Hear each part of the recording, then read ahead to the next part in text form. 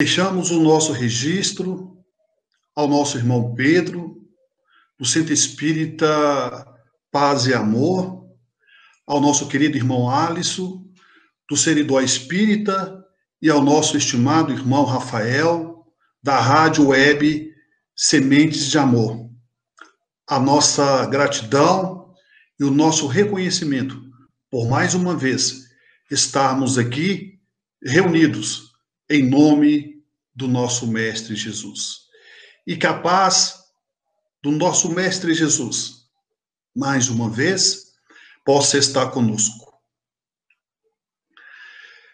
Ibrahim Ben Azor, o viajante cameleiro, amigo comensal do apóstolo Simão Pedro, em um determinado período da sua vida, despertou nesse viajante cameleiro, Ibrahim Ben Azor, a vontade, ao mesmo tempo, curiosidade de conhecer o Mestre Jesus. Entretanto, demonstrando ao apóstolo Pedro que ele gostaria de conhecer Jesus, Pedro então disse ao jovem viajante cameleiro: Ibrahim, esta noite o Mestre estará em minha residência para mais um momento de oração. Se quiseres, é o meu convidado. E o jovem cameleiro, ansioso, cheio de expectativa, aceitou a proposta e o convite do apóstolo Pedro. A noite caiu e Ibrahim Ben Azor adentrou a residência acanhada do apóstolo Pedro.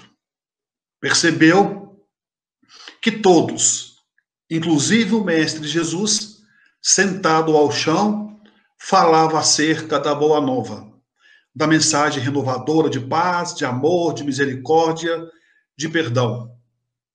O viajante, então, sentou-se ao lado de Jesus e ficou atentamente vendo Jesus falar acerca do Evangelho, da nova era. Ao término da fala do Mestre Jesus, o viajante cameleiro Ibrahim Ben Azor arriscou sua primeira pergunta. Mestre, digamos que eu venha aceitar essa sua filosofia de vida, mas, para isso, o que é preciso eu fazer? Jesus, respondendo-lhe, disse ao viajante cameleiro Ibrahim Ben Azor: perdoarás, trabalharás, servindo e amparando o teu próximo. Ibrahim Ben Azor fez uma pequena pausa e arriscou então a segunda pergunta. Mestre, hipoteticamente, digamos que aceitei então a sua filosofia, a boa nova, e se porventura, depois de ter aceitado a mensagem renovadora de paz, de amor e de misericórdia, mas se adentrarem irmãos menos felizes, irmãos larápios, e roubar o meu tesouro, os meus pertences, o meu dinheiro, as minhas joias, como devo reagir diante desse acontecimento? Jesus, solícito, respondendo o viajante, disse: perdoarás, trabalharás, servindo e amparando o teu próximo. Mestre, então eu aceitei a sua mensagem renovadora de paz, de misericórdia, e depois então adentrar a minha residência, roubar os meus pertences, o meu tesouro, o meu dinheiro, as minhas joias. E se depois disso, mestre, esses mesmos irmãos larápios, infelizes, digamos que matem a minha única filha, como devo reagir diante desse ato cruel e brutal? Jesus, de forma sábia, embora com as mesmas palavras, respondendo-lhe, disse: perdoarás, trabalharás, servindo e amparando o teu próximo. Mestre, digamos que eu venha praticando os seus ensinamentos, roubaram os meus pertences, o meu tesouro, o meu dinheiro, as minhas joias, a minha fortuna, mataram a minha única filha. E se depois disso, Jesus? Perguntou o viajante cameleiro. E se depois disso tirarem a vida da minha querida companheira e fiel amada? Como devo proceder? Como devo agir? Jesus, mais uma vez, de forma notável, precisa, respondeu o viajante cameleiro Ibrahim Ben-Azur. Perdoarás, trabalharás, servindo e amparando teu próximo. O viajante fez uma pequena pausa, como não tivesse satisfeito com a argumentação e recebido como resposta as mesmas palavras, arriscou mais uma pergunta. Mestre, então eu aceito a sua mensagem renovadora, a sua mensagem do Evangelho. Irmãos larápios, adentro a minha residência, rouba os meus pertences, o meu tesouro, as minhas joias, depois mata a minha única filha, e depois tira a vida da minha esposa fiel e estimada companheira. E se depois, porventura, possuído de cólera, eu venha reagir diante dos fatos e for preso, o que devo fazer na prisão? Como devo agir? Jesus, então, respondendo, disse: perdoarás, trabalharás, servindo e amparando o teu próximo.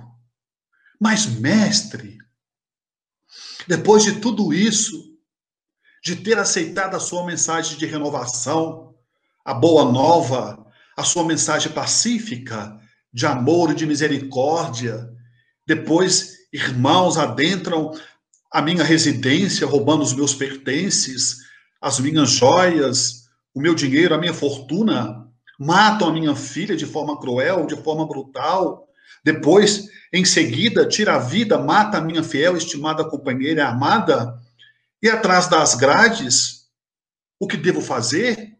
Jesus disse: perdoarás, trabalharás, continuando e servindo o teu próximo. E se depois disso, mestre Jesus? E se me matarem? E se tirarem a minha vida na prisão? Como devo reagir? Jesus, então, fez uma pequena pausa, respondendo-lhe, disse: perdoarás, além túmulo, continuarás, além túmulo, trabalhando, servindo e amparando o teu próximo. O viajante, então, naquele momento, fez uma longa pausa, como tivesse a se perguntar, e perguntou a Jesus. Foi sua última pergunta. E ele pergunta então ao mestre Jesus: mestre, aceitei a sua filosofia de vida, seguindo os seus ensinamentos, adentraram a minha residência, roubaram os meus pertences, o meu tesouro, as minhas joias, mataram a minha filha, a minha fiel estimada companheira. Fui presa ao reagir a esses momentos tenebrosos. Atrás das grades continuei servindo, amparando e perdoando o meu semelhante. Me mataram e continuei, Jesus, além túmulo, servindo, amparando e perdoando o meu semelhante.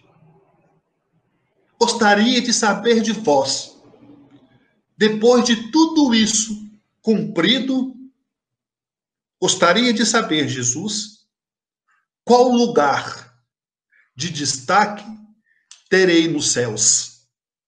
Jesus, olhando para o viajante cameleiro Ibrahim Ben-Azur, com seus olhos translúcidos, respondendo-lhe, disse: meu filho, depois do dever fielmente cumprido, desde o grão de areia até as estrelas mais distantes, você será mais um servidor. Ibrahim Ben Azor levantou carrancudo, como tivesse recebido uma grave ofensa, olhou para o apóstolo Pedro e perguntou: é esse o mestre Jesus?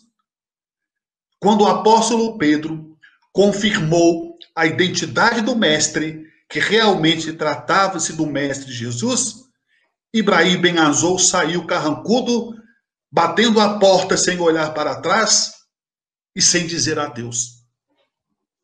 A proposta, caríssimos irmãos, estimadas irmãs e queridos internautas, que trazemos esta noite, o Espírito, o papel nosso na regeneração, na mudança, no processo de construção, no processo de reforma, não é uma tarefa fácil. Como Ibrahim Ben Azor achou extremamente difícil, ou quase impossível, porque, na verdade, a mudança de regeneração, o nosso papel, ela começa, não é nas escrituras, ela começa não no rótulo da religião, mas sim dentro de cada um de nós. Tal é que Allan Kardec nos diz, o codificador da doutrina espírita, que o verdadeiro espírita é aquele que se esforça para dominar suas má tendências. O verdadeiro espírita é aquele que se esforça para controlar suas má tendências. Este é o verdadeiro espírita, conforme nos traz o codificador Allan Kardec. Chegamos à conclusão que todos nós, depois de ouvirmos essa frase, chegamos à conclusão que todos nós, de uma certa forma ou de outra, somos portadores de má tendências. Má tendências essas que trazemos de vidas passadas e reflete na existência atual, no nosso corpo somático, imprimindo-se as nossas tendências, as nossas inclinações, sejam elas negativas ou positivas. O apóstolo Paulo já dizia: meu Deus, meu Deus, meu Deus, por quê? O bem que eu tanto quero fazer, eu não consigo. Mas o mal que eu não quero fazer, eu faço a todo instante, dizia o apóstolo Paulo. Meu Deus, por que o bem que eu tanto quero fazer, eu não consigo? Mas o mal que eu não quero fazer, eu faço a todo instante. Porque, na verdade, caríssimos irmãos, estimadas irmãs e queridos internautas, o maior adversário da nossa evolução, o maior adversário da doutrina espírita, o maior adversário da Igreja Católica Apostólica Romana, o maior adversário da Igreja Batista da Floresta, da Igreja Evangélica, dos nossos irmãos muçulmanos, somos nós mesmos. São as nossas mazelas, são as nossas imperfeições. Se não educarmos as nossas inclinações, se não buscarmos o esforço, o trabalho para controlar os nossos ímpetos, seremos uma pessoa extremamente desajustadas, causando desconforto nas pessoas que nos cercam, causando desconforto na família, no trabalho, na profissão, na religião. Na verdade, Jesus já nos dizia: atire a primeira pedra àquele que estivesse em pecado. Ora, quem atirou a primeira pedra? Ninguém. Por que ninguém atirou a primeira pedra? Porque Jesus foi claro: atire a primeira pedra àquele que estiver sem pecado. Ninguém teve coragem. Porque a nossa consciência nos acusa. Quando estamos certo, quando estamos errado. O próprio Allan Kardec já nos diz que a lei de Deus está escrita na consciência de cada um de nós. Ora, não é preciso ninguém apontarmos para nós e dizer que nós agimos de forma equivocada ou que agimos de forma correta, de forma justa. Sabemos que o trabalho da mudança, ela já vem acontecendo há muito tempo. E às vezes passa despercebido em todos nós.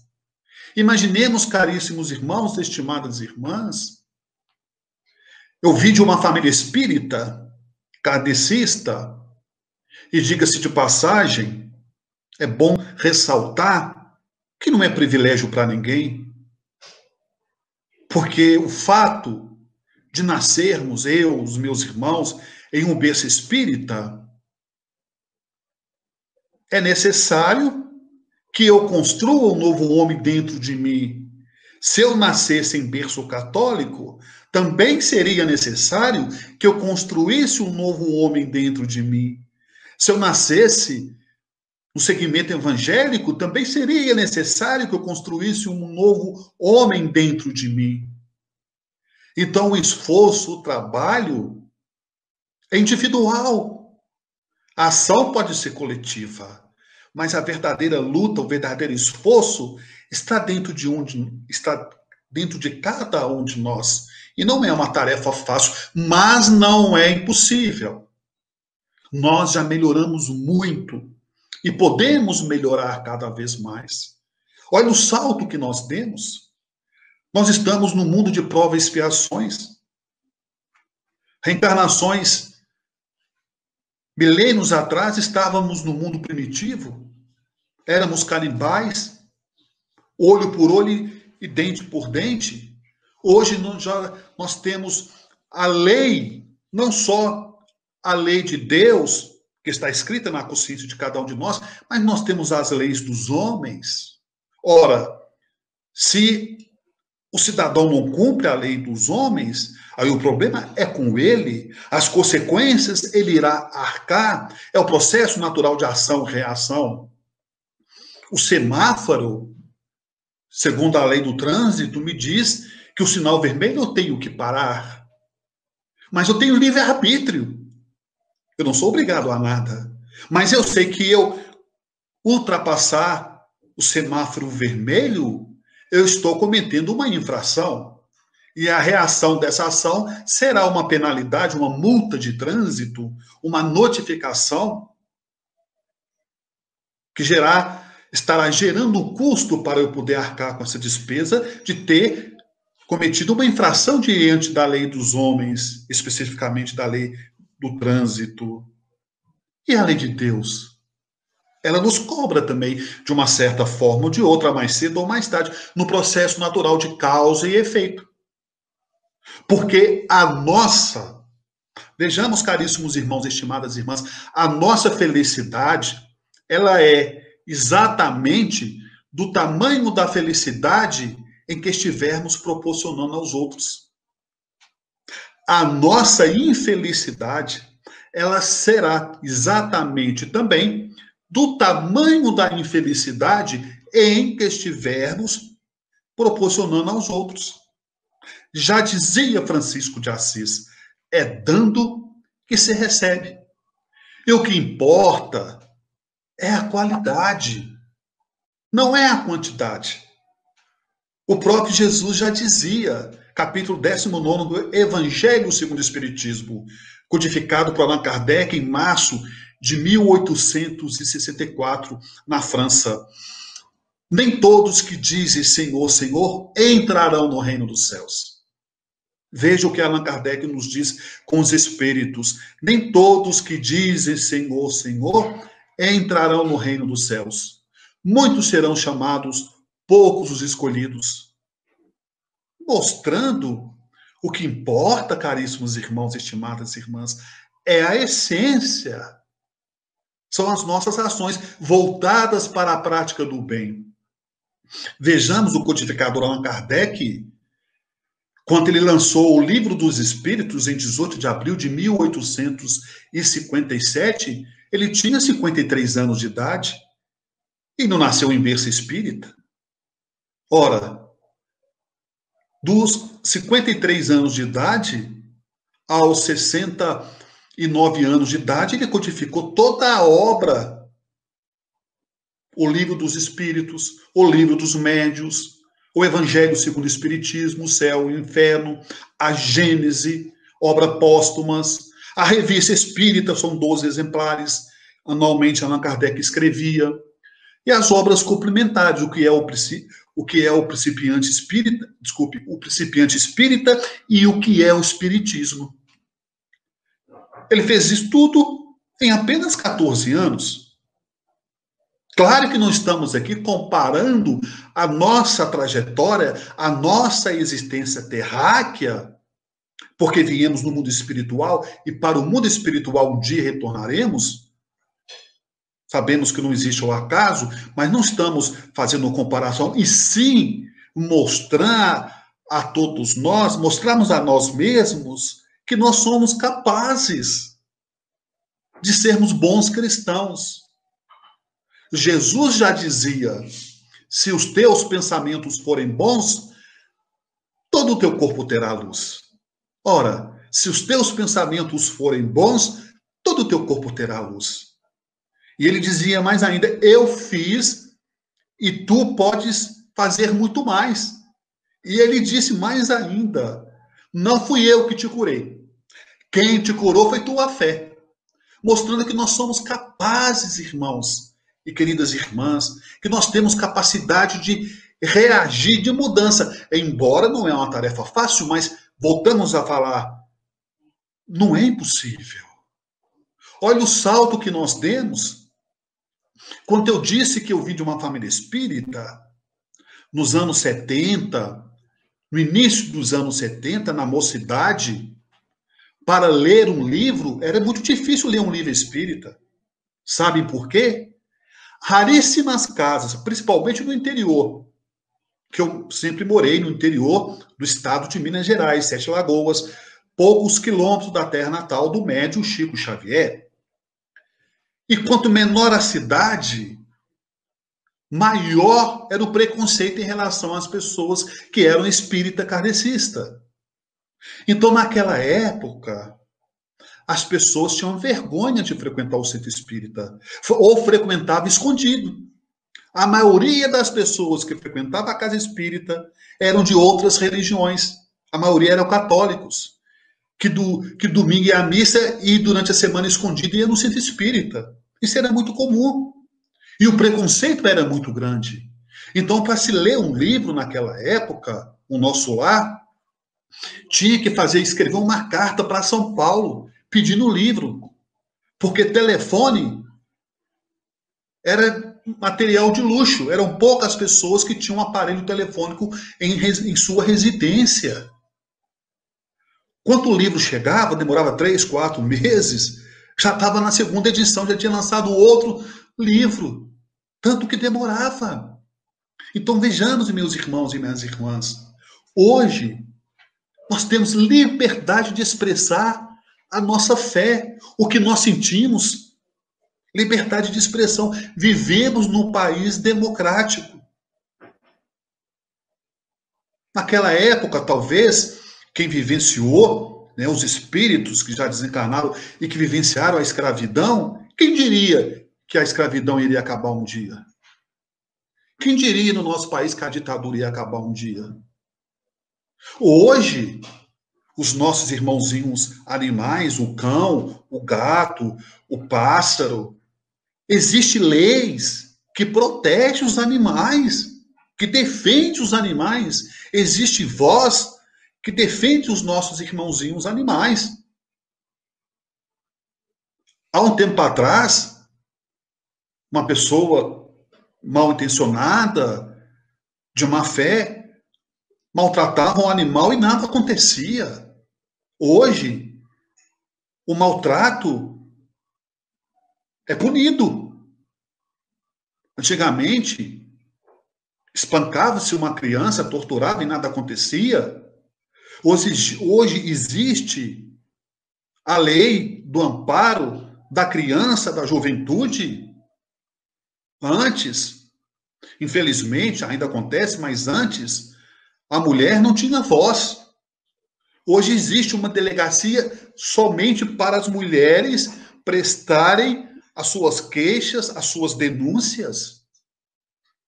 Nos anos 70, até início dos anos 70, se o relacionamento, por exemplo, conjugal, apresentasse uma certa incompatibilidade de gênero e o casal quisesse separar, separava.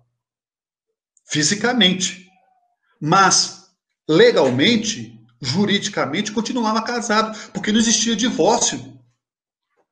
No início dos anos 70, o Congresso Nacional, o Senado, os deputados aprovaram o divórcio, tanto para o homem quanto para a mulher, ó, consequentemente. Então vejam só a evolução que a humanidade deu. Se essa pandemia, se viesse há 25 anos atrás, há 30 anos atrás, nós não tínhamos estrutura para poder estar realizando esses trabalhos online. Quantas pessoas estão sendo beneficiadas nos trabalhos espíritas online, seja espíritas, seja católicos? Quantos de nós, às vezes, perdemos a noite de sono, ou está de frente à televisão, navegando no computador ou no celular? Opa, peraí, deixa eu consultar essa frase aqui, achei bonito. Deixa eu ver essa palestra aqui, olha, o pastor está falando bem, está pregando bem. Olha, o padre está dando uma mensagem aqui de esperança. Vejam só quantas pessoas pelo mundo são beneficiadas em tempo real ou em videotape. Então vejamos, caríssimos irmãos e caríssimas irmãs, o avanço que deu o ser humano. E aí vocês devem estar perguntando, mas o mundo continua violento, as guerras, a matança, a desigualdade social, um é rico demais, o outro é pobre demais, um tem demais, o outro tem de menos, se mata por bagatela, por um tênis usado, um aparelho telefônico celular, tiram vida das pessoas. Liga a televisão, é corrupção, é tragédia, é notícia ruim atrás de notícia ruim. Ora, qual o nosso papel nessa mudança como cristão, primeiramente? E por que essa tanta violência? O mundo está mudando? Tá. Mas veja bem, vejamos bem, o que acontece que ainda é preciso termos ponderação, termos fé, acreditar que Deus não desampara ninguém. O que acontece que ainda respinga em todos nós a violência, a desigualdade, a corrupção, porque hoje nós recebemos muitas informações, todos nós. Se perguntarmos para uma criança de 10, de 12 anos, ela sabe muitas coisas que nós nem imaginamos, ela já sabe. Sexualidade, política. Por quê? Porque a internet está aí. A tecnologia vem nos dar esse conforto através das informações. Então, hoje, todo mundo sabe de tudo. Nada fica escondido. Se acontece uma tragédia aqui agora, daqui 1 minuto, 5 minutos, o mundo todo está sabendo, está no ar. E antigamente não era assim. Mas o que está acontecendo? As pessoas estão buscando cada vez mais informação. Cada vez mais nós estamos alimentando informações, acima de informações, informações, informações. E, às vezes, estamos esquecendo, nos esquivando-se de nos evangelizarmos. Estamos nos esquivando-se de nos evangelizarmos. Não é porque fulano fez aquilo que não é louvável diante da lei de Deus, mas a sociedade aplaude, é que eu tenho que fazer, não. Eu tenho que fazer o que é correto, o que é justo, o que determina a minha consciência. De forma que recorremos ao Livro dos Espíritos, editado por Allan Kardec em 18 de abril, em Paris, na França, no Palais Royal. Quando Allan Kardec, na questão de número 165, ele pergunta aos nossos amigos benfeitores espirituais. Vejam a pergunta que Allan Kardec, o codificador, faz aos nossos amigos benfeitores imortais. Se o conhecimento da doutrina espírita irá nos ajudarmos quando chegarmos no mundo espiritual? Que pergunta notável de Allan Kardec. Se o conhecimento espírita irá nos ajudar quando chegarmos no mundo espiritual. O que vocês acham? E os espíritos respondem à questão 165 ao codificador Allan Kardec. Irá nos ajudar muito, mas só terá efeito se tivermos com os corações voltados para a prática do bem e a pureza da consciência tranquila.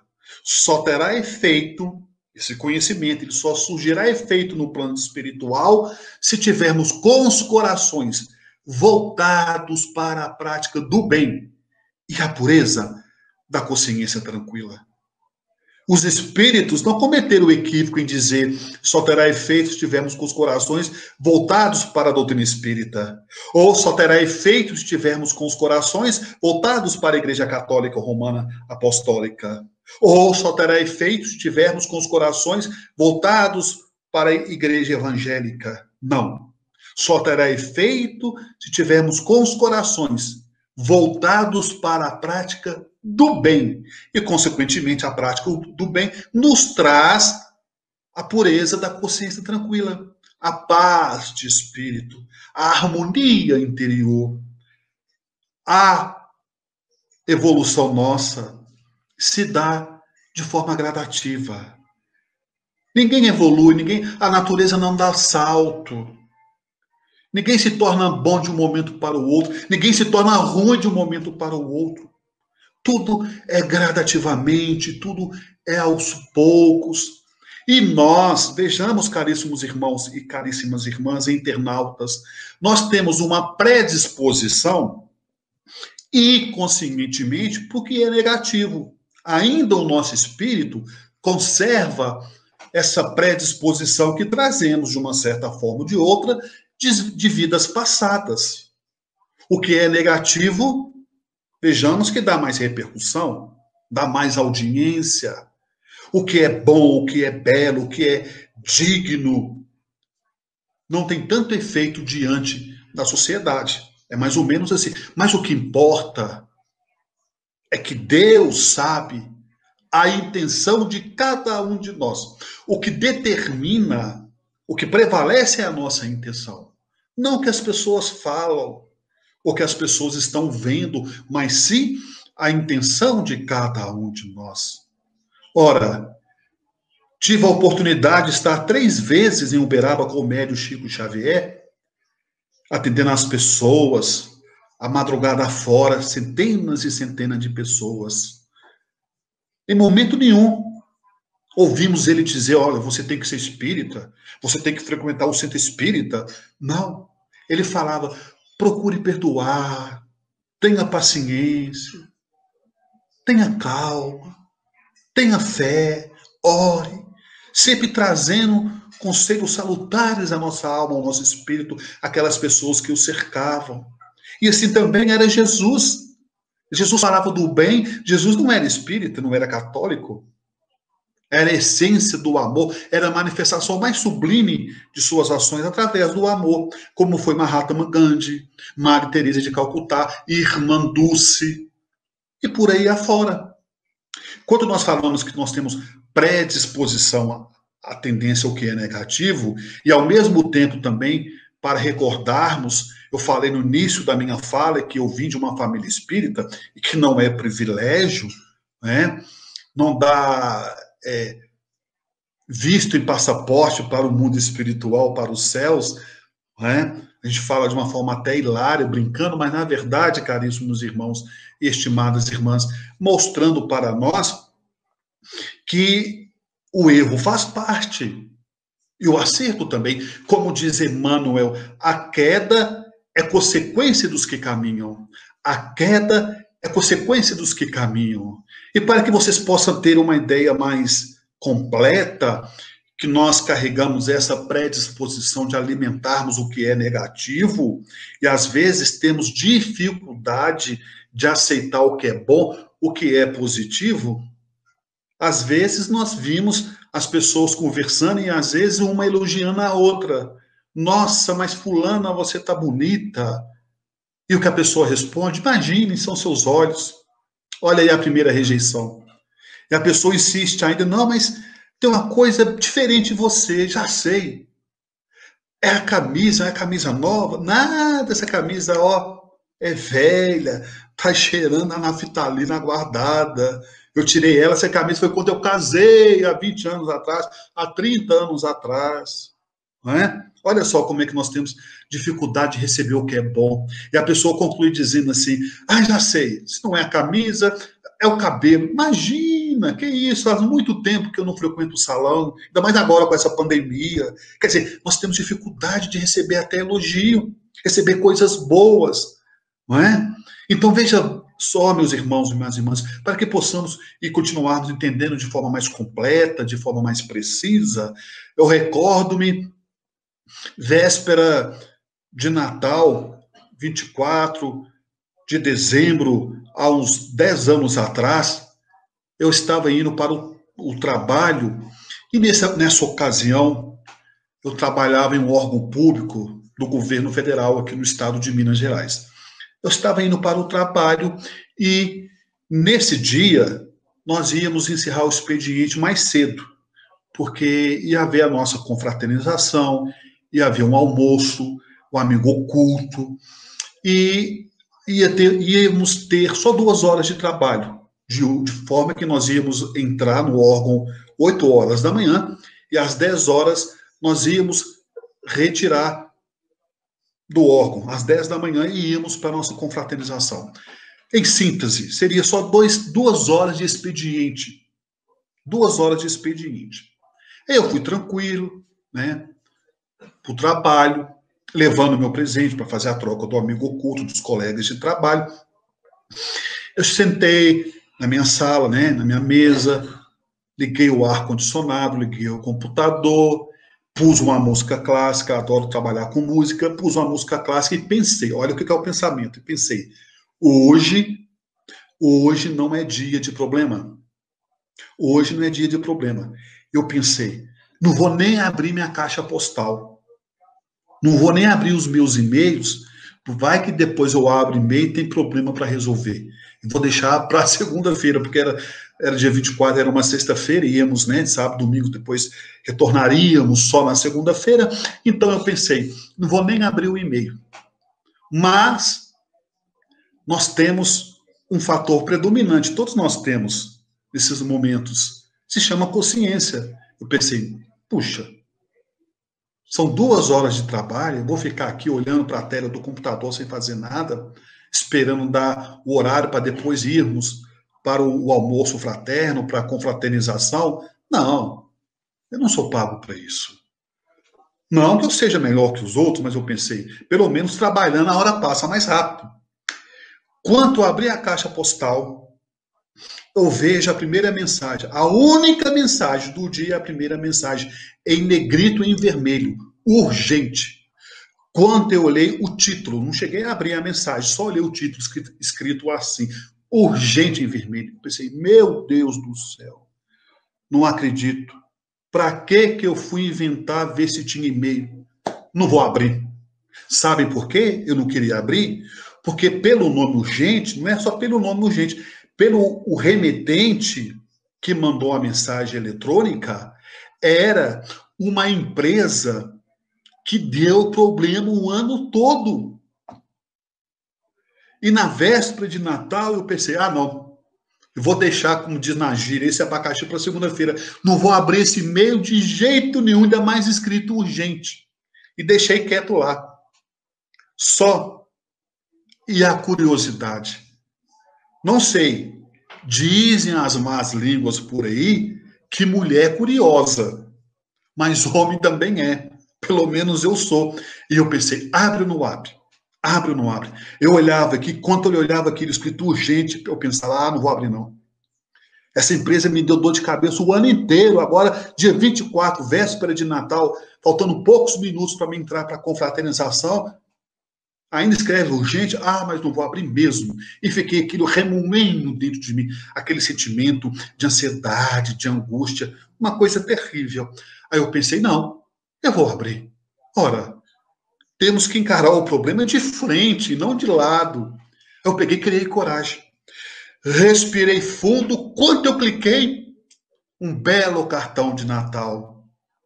Feliz Natal e próspero Ano Novo. É o que desejamos a todos da empresa tal, tal, tal, tal. Olha para vocês verem. Eu fiquei quase 2 horas para receber um Feliz Natal, porque a culpa foi minha. A empresa tinha mandado na noite anterior, mas devido à minha resistência, ao fator que eu falei para vocês, que nós temos predisposição a achar que tudo é coisa ruim, não é? Nem aconteceu ainda, a gente já fica imaginando que vai dar errado, não é verdade? E aí a ansiedade nos domina, vem os pensamentos negativos, e eu acabei decepcionando comigo mesmo e pensei, puxa, por que eu não abri antes? Que cartão eletrônico, que cartão digital tão bonito. A vida, meus irmãos e minhas irmãs, é um sopro, passa tão rápido que não devemos ficar presos a bagatelas, às coisas pequenas. Devemos encarar a vida de frente, com mais amor, com mais afinco, com mais ternura. Dizer mais vezes para a nossa companheira, para o nosso companheiro, eu te amo, eu gosto de você. Se tem mãe ainda reencarnada, liga mais vezes para a mãe. Nessa época de pandemia, põe a máscara, passa o álcool gel na mão e fala, eu vim te ver, fazer uma visita para a mãe. Mesmo que seja distante, mesmo que não me abrace. Mãe é uma só, enquanto nós estamos aqui. Vamos ter outras mães em outras encarnações. Que procuremos amar mais os nossos pais. Ter respeito, ética, bom senso para com os nossos vizinhos, com os nossos colegas de trabalho. É esse amor simples, genuíno, é que está faltando na humanidade. É isso e muito mais. Devemos colocar para fora o bem e deixarmos para trás o homem velho, aquele homem ranzino, cinzento, mal-humorado. Porque a vida compensa viver. A vida vem nos ensinando a cada um de nós. Ante qualquer dificuldade, caríssimos irmãos, estimadas irmãs, não desanimem. Persistem mais um tanto, mesmo varando a sombra dos próprios erros. Ante qualquer dificuldade, não entregue os pontos, cultive na perseverança da oração, mesmo ainda sabendo que estamos num mundo de prova e de expiação. Ante os pesares da vida, observa a alma querida, a dor que ilumina a vida. Sob as provas tais quais são, a terra é uma grande escola de que temos usufruto, lembrando enorme instituto de trabalho e de elevação. Nascemos e renascemos atendendo às leis concessas, conforme as lições precisas que temos nos para dar, no serviço que nos cabe bem, naquele com quem vivemos, jaz em ponto supremo do nosso próprio lugar. Nas tarefas em que estejas, cumpre o dever que te assiste. Se a vida parece triste, não te queixes de ninguém. Cada pessoa na terra, intimamente é chamada a servir de estrada a estrada para a vitória do bem. O homem robusto e moço que administra a riqueza traz por suas vezes rude e acesa a fogueira da aflição. A mulher que exibe ao colo joias em forma de luzes, às vezes tem muitas cruzes por dentro do coração. Nunca censures, trabalhe, crê, auxilias e não temas, cada qual guarda problemas em forma de sombra e de dor. Quem mais serve e mais perdoa é aquele que se renova, vencendo de prova em prova na grande escola do amor. Que assim seja, Senhor.